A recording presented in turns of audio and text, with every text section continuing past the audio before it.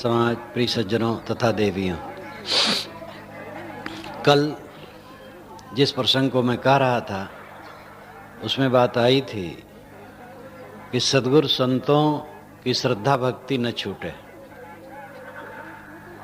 और जीवन में जीवन यात्रा का जो प्रसंग है अनासक्ति पूर्वक व्यतीत किया जाए। भोगो भोग भुक्ति जन भूलो, योग युक्त तन साधव हो। शरीर यात्रा अनासक्ति पूर्वक करो, भोगों में न भूलो, योग युक्ति से चलो। जो यही भांत करो मतवरिया ताम मत के चित बांधव हो। इस सिद्धांत के अनुसार चित्त बांध करके जीवन में चलो।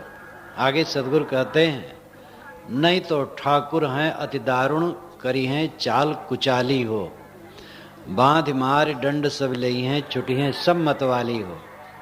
अगर तुम साधना श्रद्धा भक्ति सेवा सत्संग से न चलोगे तो समझ लो ठाकुर बड़े दारुण हैं। ठाकुर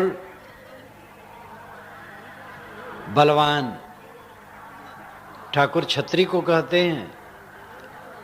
छत्री शब्द तो है पहले के ग्रंथों में, ठाकुर नहीं है। ठाकुर शब्द पीछे आया। ठाकुर गोड़ को भी कहते हैं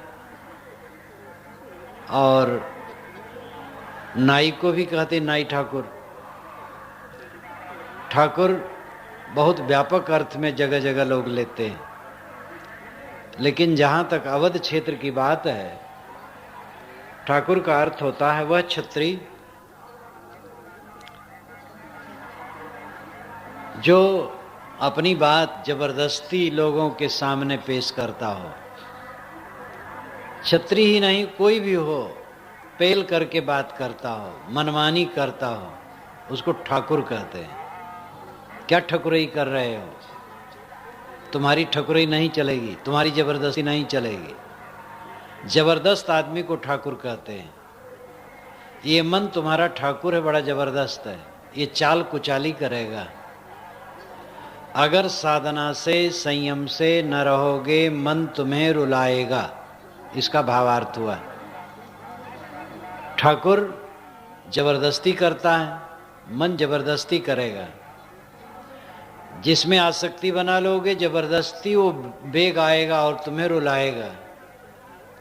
तंबाकू खाने के आदि, शराब पीने के आदि, सिगरेट पीने के आदि, अपने इंद्रियों को मत मत करके अपनी शक्ति नष्ट करने के आदि, जिस किसी भी गंदी आदत में जो पड़ गया है उसके अभ्यासी स्वयं सोच लें कि उनका मन न चाहते हुए उनको रुलाता रहता है। जब नुकसान होता है, पश्चाताप होता है, दुख होता है, लेकिन आसक्ति प्रबल होने से छोड़ नहीं पाता है तो रोता है। ठाकुर बहुत दारुण है।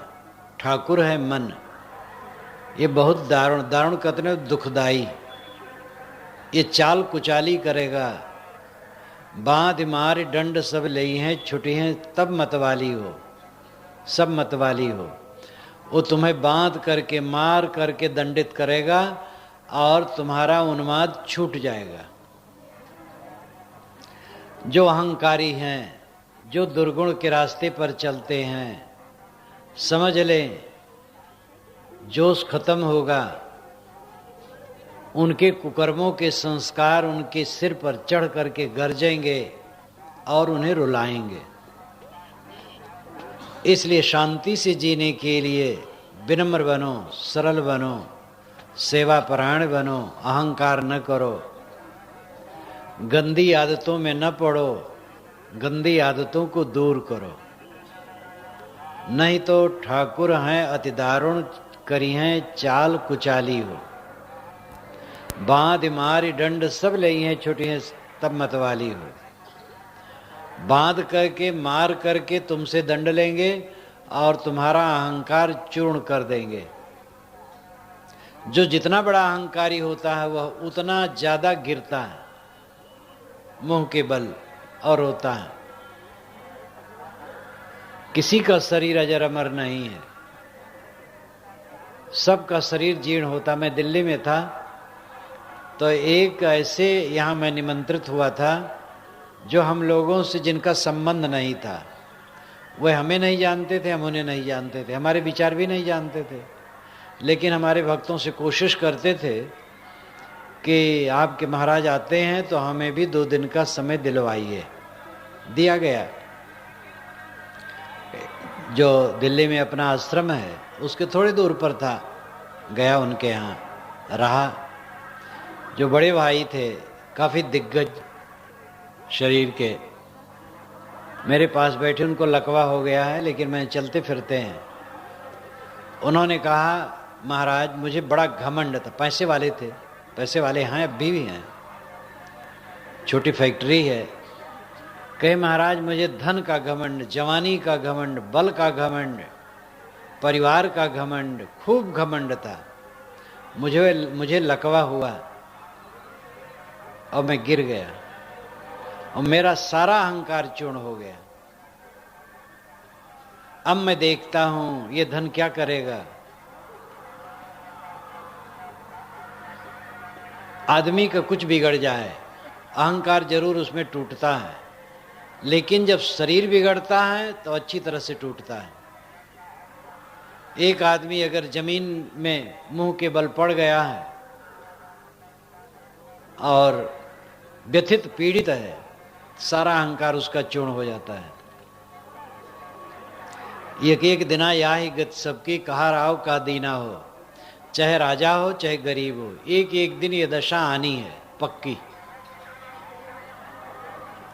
इसलिए सदगुरु कहते हैं अगर तुमने आज अपने को न संभाला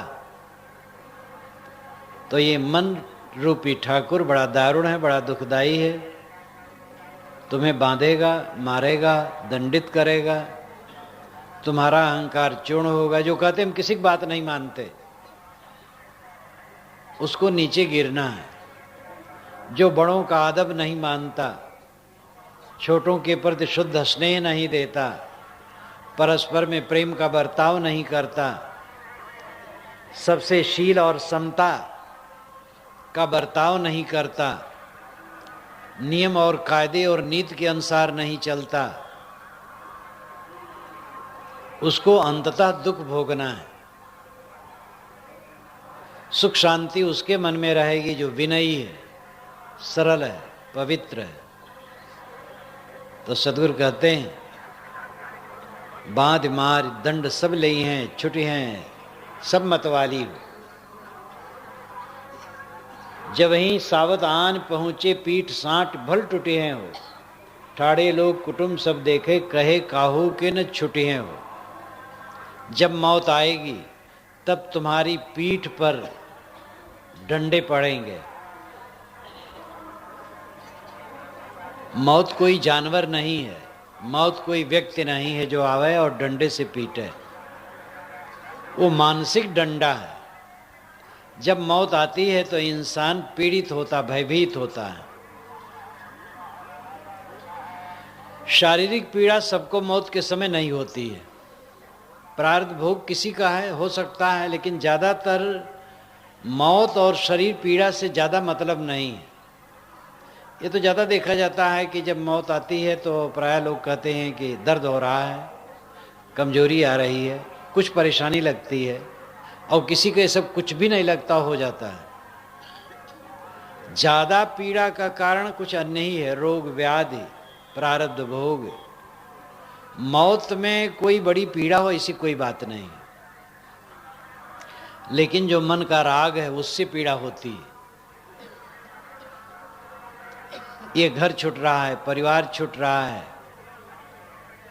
वस्त्र, आभूषण, पैसे, तमाम चीज़ों से भरी पेटियां छूट रही हैं, संदूकें छूट रही हैं, बैंक का खाता छूट रहा है, खेत छूट रहा है, सड़कें, गलियां, शहर बाजार, देश कोष छूट रहे हैं, बाल बच्चे चेला चाटी छूट रहे हैं, मठ मंदिर छूट रहे हैं।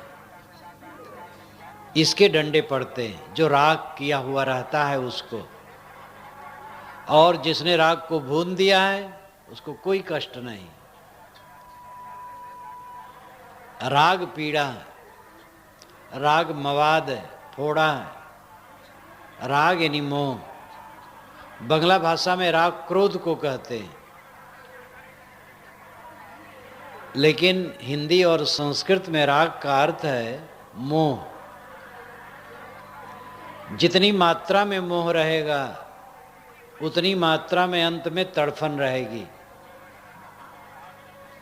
इसलिए मृत्यु के पहले मोह को विसर्जित कर देना चाहिए। मरने का समय आए तो किसी प्रकार मन में पीड़ा ना हो। मरना तो कुछ है ही नहीं, सांस रुक जाना है बस। साहब ने कहा मरना मरना क्या करे, मेरी मरी बलाए। मरना था सो मर गए, आपको मरने जाए। मरना मरना क्या करता है, मेरी बला मर गई, अब क्यों मरूं। बला का मतलब उपाधि, झंझट, दुख।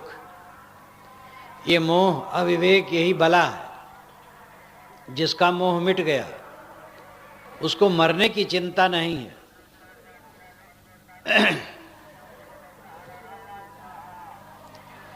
तो सद्गुरु कहते हैं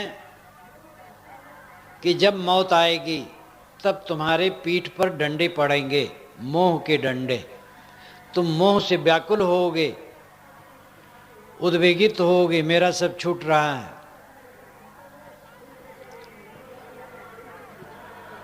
इसलिए अंतिम परिणाम अच्छा नहीं होगा। न चाहते हुए जिसको छोड़ना पड़े, फिर उसमें मन फंसा रहता है और जीव फिर भटकता है। ये देह धारण हुआ है, देह के अंत के पहले ऐसी दशा आनी चाहिए कि वासना का अंत हो जाए, मोह का अंत हो जाए, देह छूटे और संसार छूट जाए, जीव मुक्त हो जाए। और देह छूट रही है और मन से संसार नहीं छूट रहा है तो फिर गड़बड़ हुआ, फिर दुख में भटकेगा जीव। जब ही सावत आन पहुंचे पीठ साठ भल टूटिए हो, ठाड़े लोग कुटुंब सब देखे कहे काहू के न छुटिए हो। मृत्यु का समय आ गया है, कुटुंबी लोग खड़े रहेंगे असहाय बने, कोई कुछ नहीं कर पाएगा। अपनी नजरों से अपने पुत्र को, पत्नी को, पति को, पिता को, भाई को, स्वजन को मरते देखना पड़ता है और कोई चारा नहीं रहता। इकलौता लड़का जवान 28-30 वर्ष का मरा। काशी दशाश्वमेध घाट पर दाह के लिए लोग लाए थे। उसका पिता कोई 50-55 का था। एक ही लड़का था उसके, इतना पागल था, एकदम व्याकुल। बच्चे की लाश के सिर को पकड़े, उसमें बाल है, बाल में तेल लगा था, हाथ में लगावे और उसके आँख नाक में लगा, बेटा सूंघो। उसका दुख रह देख करके लोग बहुत पीड़ित हुए। दाह करने के समय आ गया, चिता बना दी गई, वो धरने नहीं दे। कई आदमी उसको पकड़े, अलग किए, चिता पर उसके बच्चे की लाश रखी गई। ये दारुण दुख संसार में मनुष्यों के पास सामने आते हैं। माता पिता, भाई बंधु, पत्नी, बच्चे सब खड़े देखते रह जाएंगे। ठाड़े लोग कुटुंब सब देखें कहे काहू के न छुटिए हो। किसी के कहने से वो छुटेगा नहीं। मृत्यु आई और ले करके जाएगी। एक तो निहुर पांव पर बिनवे बिनती किए नहीं माने हो। अन चिन्हे रहो न क्यों चिन्हारी सो कैसे पहचानबे हो। एक तरफ घर वाले झुक करके विनती करते हैं मौत से कि छोड़ दो। वो आदमी भी कहता है भगवान, हे मौत हमें छोड़ दो, अभी न ले जाओ। लेकिन वो विनती करने से मानती नहीं है। अन चिन्हे रहो न कियो चिन्हारी सो कैसे पहचानबे हो। जीवन भर अपरिचित रहे अपने आत्मा से, अवंत में उसको कैसे पहचानोगे। स्वस्थ समय, स्वस्थ शरीर, मन, ये कल्याण करने का अवसर है। और इसमें अपने स्वरूप को नहीं पहचाना तो मौत के समय कोई क्या पहचानेगा। जब तक इंद्रियां स्वस्थ हैं, बलवान हैं, बुद्धि ठीक है, जीवन की सब गतिविधि ठीक ठीक से चलती है, तब कल्याण करने का अवसर है। इसके बीत जाने पर अवसर नहीं रहेगा और ये बहुत जल्दी जल्दी बीत रहा है। अचानक मौत होती है, माँ के गर्भ से ही शरीर छूटने लगता है। कितने बच्चे मरे मरे पैदा होते हैं, कितनी त्रासदी है संसार में। पैदा होके मर जाते हैं, प्रसूतिका गृह में ही खेलते खेलते मर जाते हैं, तरुण होकर जवान होकर मरते हैं, अधेड़ और वृद्ध होकर मरते हैं। मरने कोई प्रकृति में नियम नहीं। काष्ठ पत्थर से बनी वस्तुएं, मकान इत्यादि का एक समय निर्धारित होता है, इतने दिन ये चलेगा। इंजीनियर बता सकता है ये पुल, ये मकान इतने दिन चलेगा, लेकिन मनुष्य के जीवन को या प्राणियों के जीवन को कोई नहीं बता सकता है। 10 द्वारे का पिंजरा तामे पंछी पवन, रहवे को अचरज है जात चंभो कौन। किसी का शरीर छूट गया था, लोग रो रहे थे। साहब ने कहा 10 दरवाजे का पिंजरा हो और उसमें एक पक्षी बैठा हो, दरवाजे सब खुले हों। साहब कहते आश्चर्य है कि वो बैठा कैसे है, उड़ क्यों नहीं गया। उड़ गया तो क्या आश्चर्य है, 10 दरवाजे और सब खुले हैं। खुले दरवाजों में बैठना और बैठे रहना बहुत दिनों तक आश्चर्य है। मनुष्य 100 वर्ष तक जीते हैं, तो इतने दिनों तक खुले पिंजड़े में बैठा रहना घोर आश्चर्य है। उड़ जाने में कोई आश्चर्य नहीं।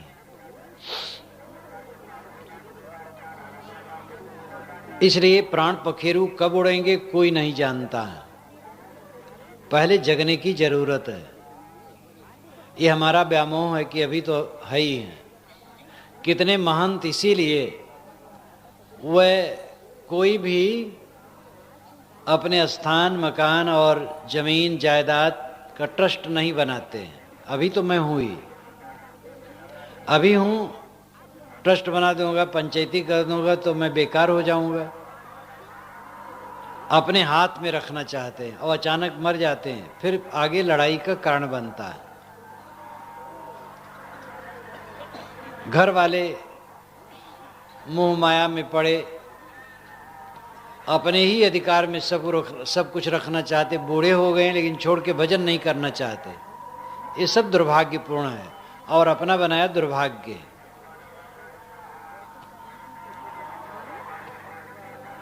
आत्मस्वरूप को पहचानने का समय आज सुनहला है। जो आज ज्ञान नहीं प्राप्त करेगा कल क्या करेगा। जो आज संतुष्ट नहीं होगा आगे कब संतुष्ट होगा। ज्ञान पाने का समय, संतुष्ट होने का समय, शांति पाने का समय आज है। इसलिए मौत के पहले अपने कल्याण का काम कर लेना चाहिए और मौत का कोई ठिकाना नहीं, इसलिए वह काम आज करना चाहिए। सदगुरु कबीर की ये प्रसिद्ध साखी है, काल करे सो आज कर, आज करे सो अब, पल में प्रलय होएगा बहुर करेगा कब।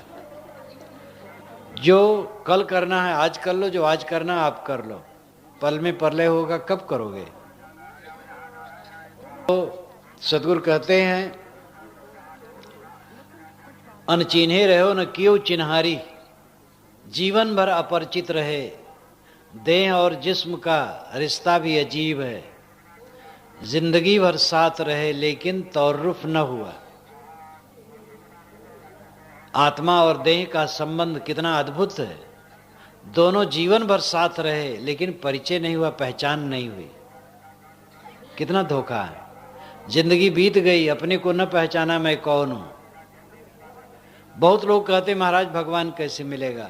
उनसे कहो तुम कौन हो तो कहते मैं तो कुछ नहीं हूं। तुम कुछ नहीं तो भगवान की जरूरत किसे है? पहले तुम हो तब परमात्मा को समझ सकते हो। एक नवयुवक घूमता था संतों के पास और कहता था जो मुझे परमात्मा के दर्शन करा दे मैं उसे गुरु मानूं। तो अब कौन परमात्मा के दर्शन कराए? लोग कहें भैया मुझे ही परमात्मा के दर्शन नहीं हुए हैं। तब परमात्मा के दर्शन भी ये महाभ्रम है। दर्शन जिसके होते वो परमात्मा होता है? वो तो रूप विषय होता है, जड़ होता है।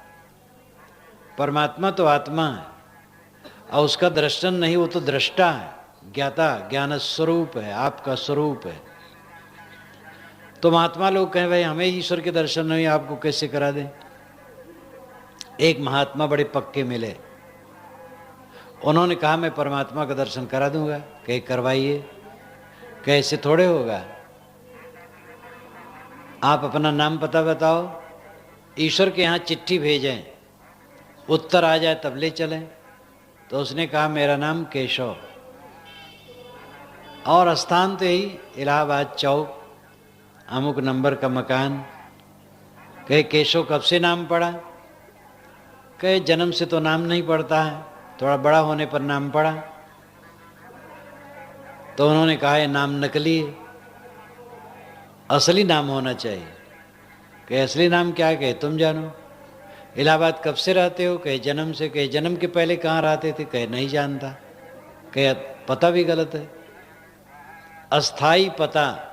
अब अस्थाई नाम से जब चिट्ठी जाएगी तब ईश्वर यहाँ से उत्तर आएगा, तब तुम्हें ले चलेंगे।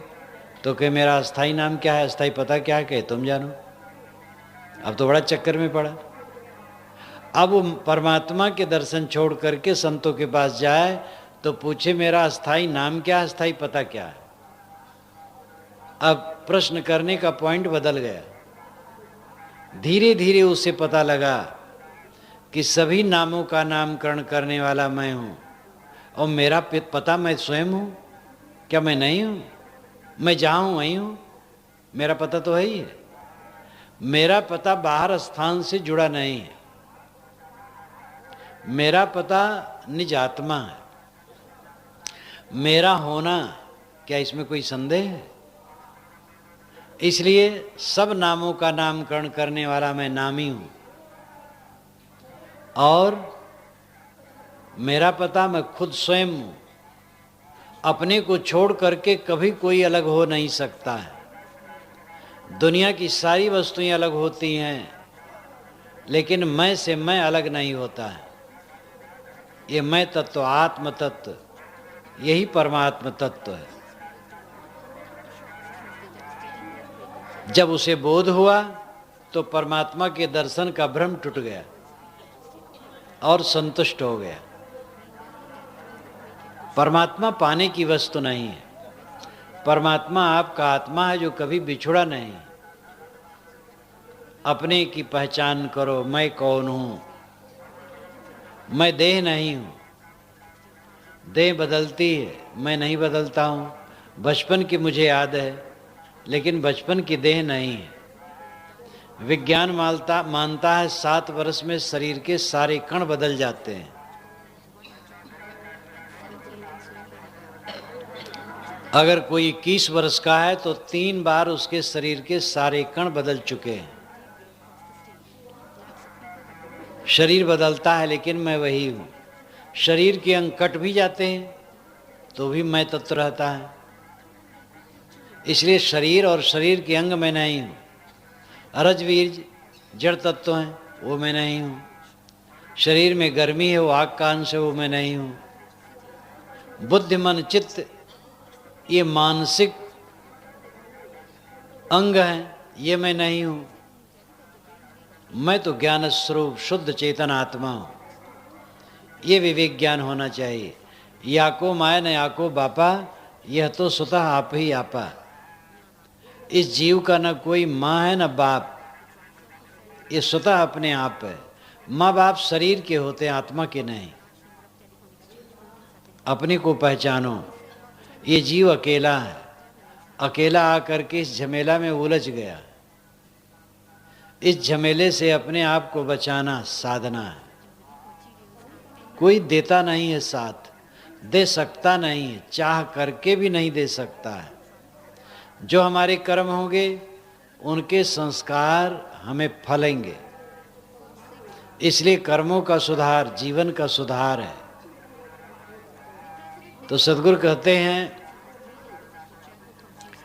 कि मौत आएगी, तुम्हें दंडित करेगी, देह छुड़ाना चाहेगी, तुम मुंह बस फड़फड़ाओगे और सब विनती करते रह जाएं, तुम्हें वो ले करके चली जाएगी। एक तो नेहुर पाँव पर बिनवे, विनती किए नहीं माने हो, अनचीन्हे रहो न कियो चिन्हारी, सो कैसे पहचानवे हो।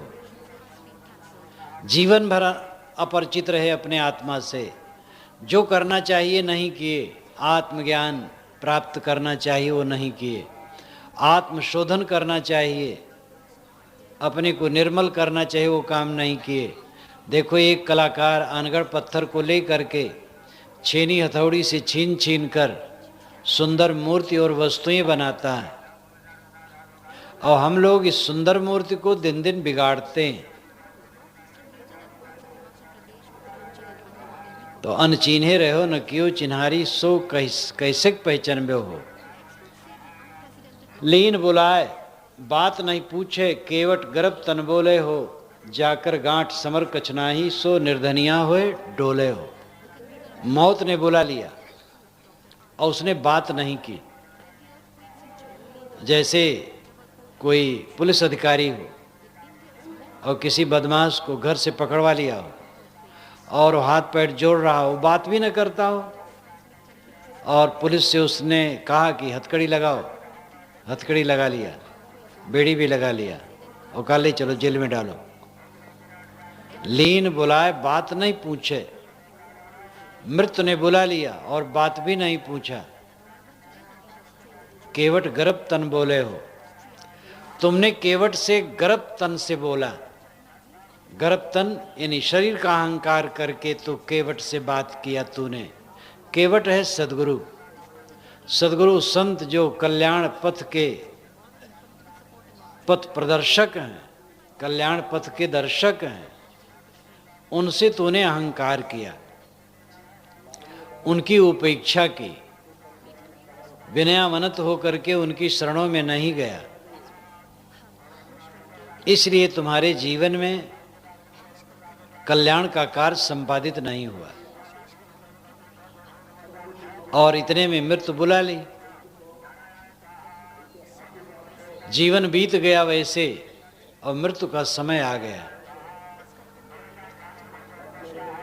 आदमी अगर 80 वर्ष का है तो सोचता 90 वर्ष तक आदमी जीते हैं, 90 वर्ष का सोचता है लोग 100 तक जीते हैं, अगर 100 का हो गया तो सोचता है 100 से भी ज़्यादा जाते हैं। अपने मृत्यु के विषय में ये नहीं होता है कि मेरे शरीर की भी मृत्यु होगी। ये सबसे बड़ी गाफिली है। यक्ष ने यही युधिष्ठिर से पूछा था कि दुनिया में आश्चर्य क्या है। तब युधिष्ठिर ने उत्तर दिया था, अहन्यहनि भूतानि गच्छन्ति यमालयम शेषाः स्थावरमिच्छन्ति किमाश्चर्यमतः परम। रोज रोज प्राणी यमलोक को जाते हैं, लेकिन जो बचे हैं वो यही चाहते हैं कि हम यहीं रहें, इससे बड़ा आश्चर्य क्या होगा।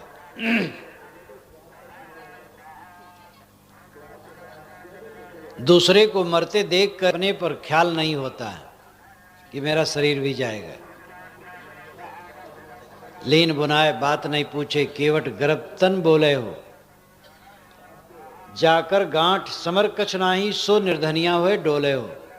जिसके गांठ में समर नहीं है वो निर्धनी होकर के डोलता है।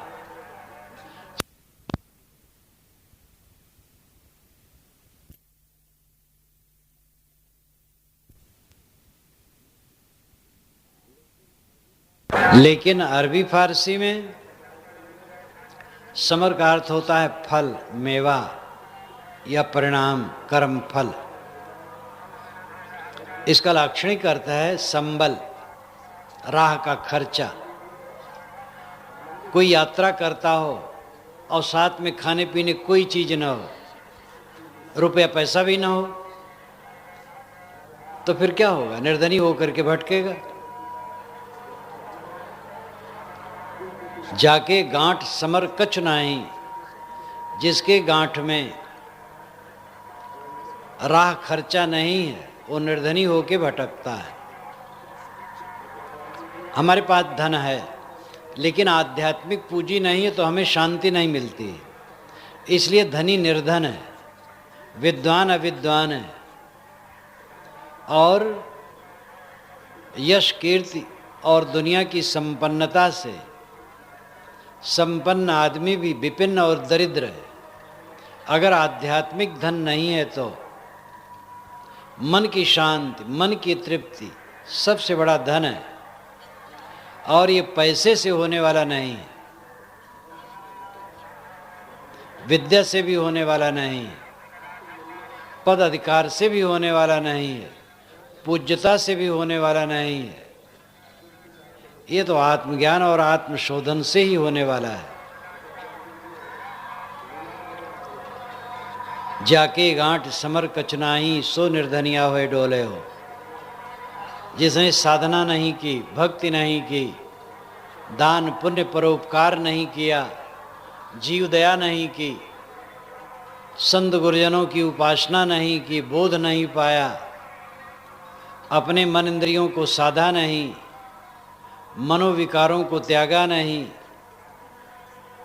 मन स्वस्थ और स्वच्छ नहीं किया, वो निर्धनी होके भटकता है। इस जीवन में भी धन दौलत कुछ नहीं कर पाती।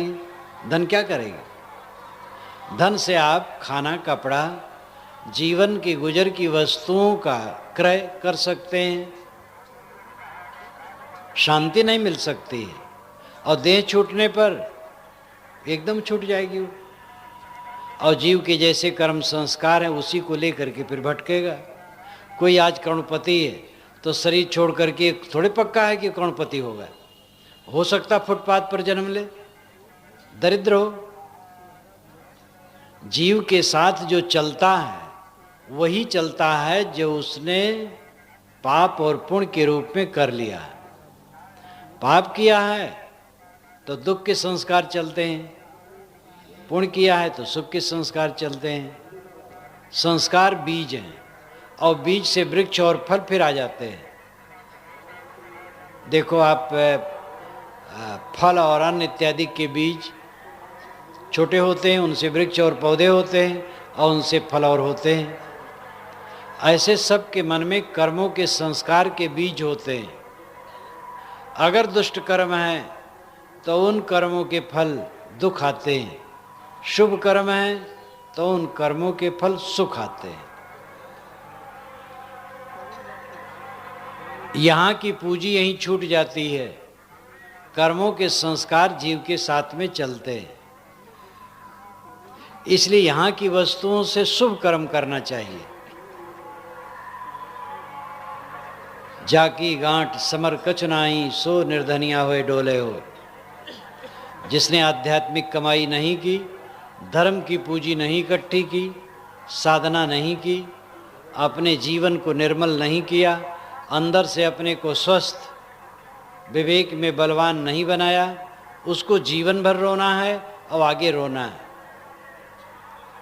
ये जीवन एक पड़ाव है, मौत एक अवस्था का अंतर है, जीवन का अंत नहीं।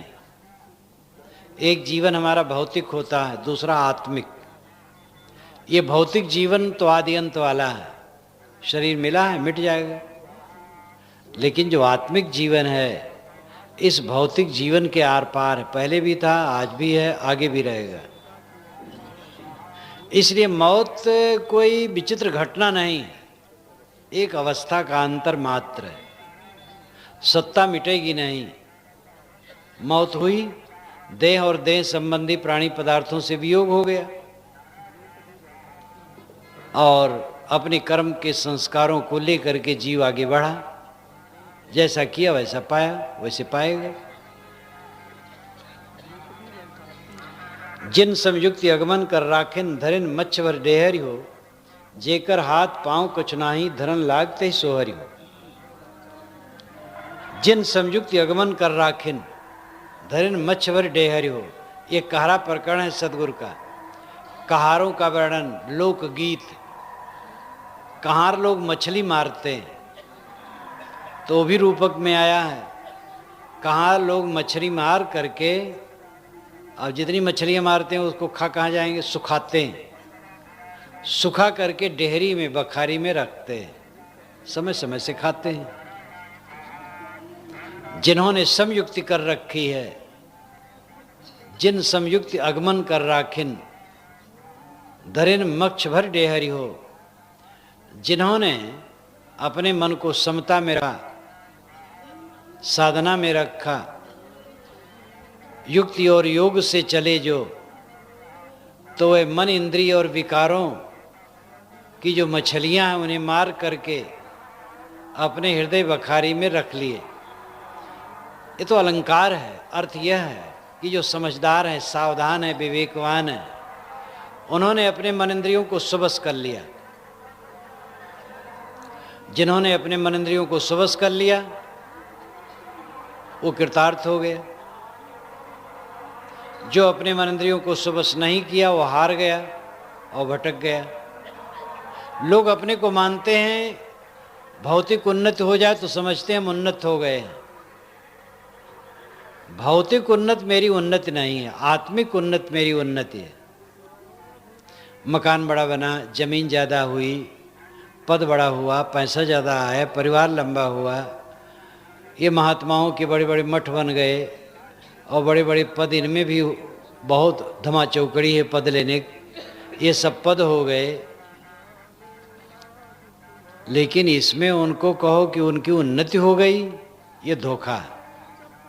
हमारी उन्नति है जब क्रोध न आवे, काम न सतावे, मोह हमें व्याकुल न करे, ईर्षा द्वेष की आग का ताप न लगे, चिंता न हो, उद्वेग न हो, अशांति न हो, तृप्त मन, सुख से सोए, सुख से जागे, सुख से जिए, अवंत में सुख से मरे, ये उन्नत जीवन है। इसके लिए न धन की ज़्यादा ज़रूरत है, न विद्या की, न पद की। धन की तो उतनी ज़रूरत है खाने पीने, गुजर बसर करने। मनुष्य की आवश्यकता बहुत थोड़ी है, ज़्यादा नहीं है। वो तो बढ़ा बढ़ा करके उलझा है। भर्तृहरि जी ने कहा है, उनका तो श्लोक में है, हिंदी अनुवाद है, इक अंबर के टूक को निश में ओढ़त चंद, दिन में ओढ़त ताहि रवि, तूकत करत छछंद। चंद्रमा उसी आकाश के टुकड़े को रात में ओढ़ लेता है और सूरज उसी आकाश के टुकड़े को दिन में ओढ़ लेता है। एक ही आकाश के टुकड़े को दिन रात में चंद्रमा और सूरज ओढ़ करके बिताते हैं। तू कत करत छछंद, तू क्या छछंद कर रहा है, क्या नकल झप्पी कर रहा है, क्या नाटक कर रहा है। गुजर बसर थोड़े में करने की चेष्टा रखो। गुजर बसर की वस्तुएं हमारी थोड़ी होती हैं, हम उलझ जाते हैं मानसिक भावनाओं और कल्पनाओं में, देखा देखी अविवेक बस। तो भौतिक थोड़ी वस्तुओं की जरूरत है और वो जरूरत भी किस लिए है, देह के लिए। और देह गुजर करके क्या करना चाहिए, आत्मोन्नति। आत्मोन्नत का काम रह जाता है। धनी भी कुछ लोग हो जाते हैं, विद्वान भी हो जाते हैं, बड़े बड़े पदों पर भी कुछ लोग पहुंच जाते हैं, कुछ लोग बड़े बाबा मठाधीश भी हो जाते हैं, लेकिन आत्मोन्नति नहीं होती है। अंदर का क्लेश नहीं मिटता है, द्वंद्व नहीं मिटता है, चित्त को विश्राम नहीं मिलता है, तो सब निरर्थक है। सद्गुरु कहते हैं, जिन्होंने पहले ही साधना कर लिया, सावधानी जिसने बरती और सदैव जागृति में रहे, उन्होंने अपने मन इंद्रियों को वश में कर लिया। जीवन में रहते रहते जीवन मुक्त हो गए। जीवन मुक्त शब्द बड़ा भारी भरकम है, स्त्री पुरुष गृहस्थ विरक्त सब के लिए है, कोई घबराए ना। जीते जीते मुक्त होना ही सबसे बड़ा सुख है। आप बीड़ी नहीं पीते उससे मुक्त हैं, बीड़ी पीते हैं छोड़ दीजिए, आसक्ति भी छोड़ दीजिए, हम मुक्त हो जाएंगे। उसका सुख जो है वो बीड़ी पीने में सुख नहीं है। कोई दुर्व्यसन छोड़ दिए उससे मुक्त हो गए। मुक्ति धीरे धीरे होती, एक लागे नहीं होती। पूरी मुक्ति जब हो गई तब कृतार्थता हो गई। सब स्त्री पुरुष को गृहस्थ विरक्त को मुक्त होना है। मर जाने के बाद मुक्ति नहीं, जीवन में मुक्ति। जीवन में मुक्ति होगी तो मरने पर मुक्ति होगी, जीवन में बंधन रहेगा तो मरने के बाद भी बंधन रहेगा। इसीलिए साहब ने कहा, जियत न तर्यो मुए का तरी हो, जियते जो न तरे। जो जीते जीते नहीं तरा है वो मरने पर क्या तरेगा। जीते जीते तरो, संतो जीवत ही करो आशा। इस शरीर में रहते रहते निर्मल मन, अनासक्त मन, निर्द्वंद मन, प्रशांत मन, कृत मन, ये जीवन की सार्थकता है। जिन संयुक्ति अगमन कर राखिन धरिन मच्छवर डेहरियो, जिनके हाथ पांव कछ नाही धरन लागते ही सोहरियो। जिनके हाथ पांव कुछ न हो वो नौका के पतवार को पकड़ करके नौका किनारे लगा ले, ये बड़ी बात है। जो अकिंचन है वो कृतार्थ हो जाता है। दुनिया की दृष्टि में जो अकिंचन है वो कृतार्थ हो जाता है अगर उसने वासना का त्याग किया। और बड़े बड़े संपन्न और धनी और विद्वान और पूज्य प्रतिष्ठित हैं, उन्होंने आत्म सुधार नहीं किया तो भटक गए। साहब रूपक देते हैं कि एक आदमी के हाथ पैर कुछ नहीं है, लेकिन वो नौका के पाल को पकड़ करके सही दिशा दिया नौका को और पार ले गया और पहुंच गया किनारा। हाथ पांव नहीं, कैसे पहुंच गया, यही आश्चर्य है। यहाँ अर्थ है कि जो बाहर से दिखने में संपन्न नहीं है, अकिंचन है, लेकिन विवेक ज्ञान उदय हो गया तो अपनी नौका को पार ले गया। कितने संतों को देख करके राजनेता और धनी लोग त्रास खाते हैं। एक बार एक वैरागवान वृद्ध संत को एक राजनेता देखे तो उनके मन में बड़ी ग्लानि हुई कि ये महाराज इतने योग्य हैं, लेकिन साधु बन करके बैठ गए, सुनसान, कुछ नहीं, जीवन में कोई गतिविधि नहीं, रूखे फीके। वह समझते थे कि राजनीति में आते तो बहुत बड़े आदमी होते, कुछ करते, अपने को बहुत सफल मानते थे। लेकिन जब वो बीमार पड़े, मौत का समय आया, तब उनको लगा जीवन का धोखा और पछताए। और महात्मा को उन्होंने कहा कि महात्मा का जीवन धन्य है जो तृप्त है, हम तो भटक गए और सब छूट रहा है। चाहे आदमी अरबपति हो, खरबपति हो, अपनी नज़रों के सामने सब कुछ छोड़ करके जाना है। बटोरने पे पूरा जीवन लगता है, छोड़ने में 1 सेकंड का झटका बस गया। तो ऐश्वर्य संपन्न व्यक्ति ये मानता है कि ऐश्वर्य ही जीवन है, लेकिन आंतरिक ऐश्वर्य जिसने समझ लिया, चित्त की निर्मलता और चित्त की शांति की, वो धन्य है। और वो लगता है कि भाई उसके तो हाथे पैर नहीं है, ये नहीं उसके कोई ऐश्वर्य नहीं है, कोई संपदा नहीं है, लेकिन वो अपने जीवन नाव को किनारे कर लेता है, कृतार्थ हो जाता है। बड़े बड़े राजे महाराजे भी हुए जो जिनको विवेक जगा और राज छोड़ करके विरक्त हो करके साधना किए। अगर राजकाज में सुख होता उसी में रहते, लेकिन उसको त्याग करके उन्होंने तप किया, साधना की और कल्याण किया। गांधी जी कोई राजे महाराजे थे? क्यों दुनिया के श्रद्धेय हो गए? राजनीति में होते हुए भी उनमें साधुता थी। अपनी साधुता के नाते हुए जगत पूज्य हो गए। अब कुछ सिरफिरे लोग नहीं समझ सके, वो बात अलग है, लेकिन गांधी जी जगत के पूज्य हो गए। गांधी की इसलिए उदाहरण दिया कि वो राजनेता होकर कैसे हुए। कबीर, बुद्ध, ईसा, नानक या और भी संत, ये तो खालिस संत ही हैं, इनके लिए कहना क्या है, ये तो जगत पूज्य ही हैं। लेकिन बुद्ध, महावीर, भर्तृहरि राजपुत्र थे। कबीर, नानक, ईसा, ये तो साधारण घर के थे।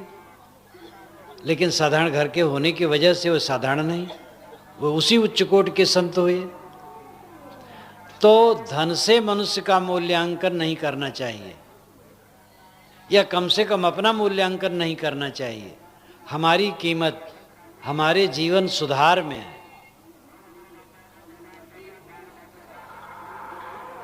इसलिए सदगुरु कहते हैं, पेलना अछत पेल चल बौरे तीर तीर काटो वो, उथले रहो परो जनि गहरे मति हाथों की खो। पेलना कहते हैं छोटी नौका को, और पेलना उस हत्था को भी कहते हैं जिससे पानी पीछे सरकाया जाता है नौका पर बैठकर। जहाँ नदी बहुत गहरी नहीं होती है तो बांस बल्ली जमीन में लगा लगा कर टेक टेक कर नौका पार की जाती है, और जहाँ गहरी नदी होती है तो बांस तो लग नहीं सकता, तो वहाँ दो आदमी नौका के दोनों तरफ पेलने से पानी को ठेलते हैं। पेलना अछत पेल चल बौरे तीर तीर काटो वो। साहब कहते हैं मानव जीवन नौका है, इसमें बैठ करके आगे निकल चलो, माया मोह को पीछे ठेलते चलो। उथले रहो परो जनि गहरे मत हाथों की खो। उथले में रहो, गहरे में मत जाओ, हाथ की संपत्ति मत खो। आदमी दुनिया के अधिक लाभ में पड़ करके आत्मा के कल्याण को खो देता है। ये पके बाल वालों पर और गुस्सा आता है, जिनके बाल बच्चे सब काम धाम संभाल लिए हैं, लेकिन ये मोही जीव साधना नहीं करना चाहते हैं। कहते हैं कि मेरे बिना घर डूब जाएगा। दुनिया के सारे घरों के मालिक मरते हैं, सारे घर चलते हैं, आपका घर कैसे डूब जाएगा? जितने बाल पकते हैं और चाम में सिकन आती है, उतना ही तृष्णा और मोह ये दोनों ज़्यादा बढ़ते हैं। ये दुर्भाग्यपूर्ण, अपना बनाया दुर्भाग्य। जवानों को तो चाहे मोह तृष्णा कम हो, ये बूढ़ों को ज़्यादा घेरता है। लेकिन बुढ़ापा का फल है जीवन की मिठास में। कच्चे आम चिकने भले हों लेकिन खट्टे होते हैं, पके आम में सिकन भले हो लेकिन मीठे होते हैं। जवान देखने में सुंदर भले हो लेकिन अधकचरा होता है। बूढ़ा देखने में सुंदर भले न हो लेकिन पका होता है, और पका होने का अर्थ है मीठा होना। ज़्यादातर बूढ़े कड़वे होते हैं। चार बूढ़े बैठेंगे तो बुराई करना शुरू करेंगे।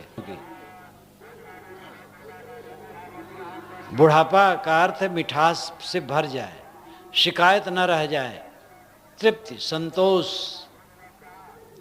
बूढ़े के चित्त में तृष्णा न रहे, परम शांत रहे, परम तृप्त रहे, तब बुढ़ापा का आनंद है। तो सद्गुरु कहते ये मानव जीवन मिला है, और ये जीवन नौका में बैठकर संसार सागर से तर जाओ, माया मोह को त्यागो, और उथले रहो, गहरे में न पड़ो, डूबो मत दुनिया में। अपने को हल्का फुल्का बनाओ। हरुए हरुए तरी गए बूढ़े जिन सिर भार, जो हल्के हल्के रहे हुए तर गए, और जिन्होंने बोझा रखा हुए डूब गए। जिन्होंने अहंकार ममकार किया कि मेरे बिना नहीं चलेगा, मैं दुनिया को चला रहा हूँ, वो डूबे। साधक को समझना चाहिए मेरी आवश्यकता दुनिया को कोई नहीं है। मेरे बिना दुनिया पहले थी, आज है और आगे रहेगी। मेरा जन्म तो मेरे अपने कल्याण के लिए हुआ है, ये सोचना चाहिए। और जो अपना कल्याण करता है, समाज का कल्याण उससे स्वयमेव होता है। केवल बकबक करने से कल्याण नहीं होगा, उपदेशों की झड़ी लगाने से कल्याण नहीं होगा। अगर हम अपना कल्याण करते हैं तो जब समझ पाएंगे, निर्देश लेंगे, कल्याण करेंगे, फिर ठीक है, वाणी से भी बताई जाए बात। तो सद्गुरु ने बताया अंत में कि ये मानव शरीर नौका है और इसमें हम लोग सब बैठे हैं, इसको डुबावे न, साधना द्वारा इस संसार सागर से तर जाएं, तभी मानव जीवन की सार्थकता है। इसी के साथ मैं अपनी वाणी को विराम देता हूँ। बोलिए सतगुरुदेव की जय।